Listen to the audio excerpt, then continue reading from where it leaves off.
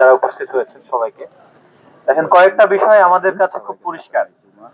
আহ শেখ হাসিনা যে গত 15-16 বছরে খুন, গুম এবং রাষ্ট্রীয় প্রতিষ্ঠানগুলোকে একদলীয়করণের মাধ্যমে একটা ফ্যাসিস্ট স্বৈর শাসন কায়েম করে রেখেছিল, এ ব্যাপারে কারো কোনো সন্দেহ আছে?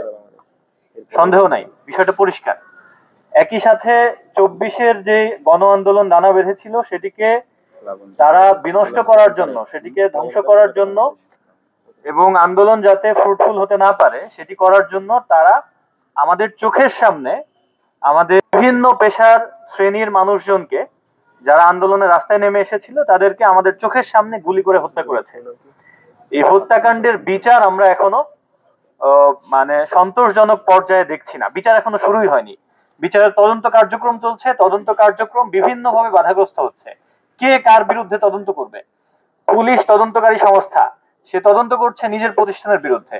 আমাদের যে বিচারিক প্রক্রিয়ায় যেই আন্তর্জাতিক অপরাধ ট্রাইব্যুনাল এবং প্রসিকিউশন টিম কাজ করছে, আমরা মনে করি যে এই টিম এখন পর্যন্ত যথেষ্ট না। যে পরিমাণ অপরাধ সংঘটিত হয়েছে, সে অপরাধের সুষ্ঠু বিচারকে এই অল্প সময়ের মধ্যে ত্বরান্বিত অবস্থায় সামনের দিকে এগিয়ে নিয়ে যেতে।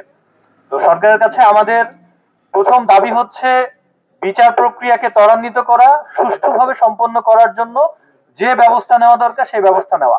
এবং আমরা মনে করি বিচারিক প্রক্রিয়ার মাধ্যমেই মূলত ফ্যাসিস্ট দল হিসেবে আওয়ামী লীগের বাংলাদেশে রাজনীতি করার অধিকার পুরোপুরিভাবে নিশ্চিহ্ন হবে। কিন্তু তার আগে তারা যেই সহিংসতামূলক কর্মকাণ্ডগুলো চালিয়ে যাচ্ছে এখন পর্যন্ত, যে ষড়যন্ত্রমূলক কর্মকাণ্ড চালিয়ে যাচ্ছে খুনি হাসিনা দিল্লিতে বসে, এবং একই সাথে তাদের যারা কর্মীরা আছে এখন পর্যন্ত, যারা এই অপরাধের জন্য তাদের ন্যূনতম অনুশোচনা নেই, সেই অনুশোচনাহীন জম্বি গোষ্ঠী তারা বিভিন্ন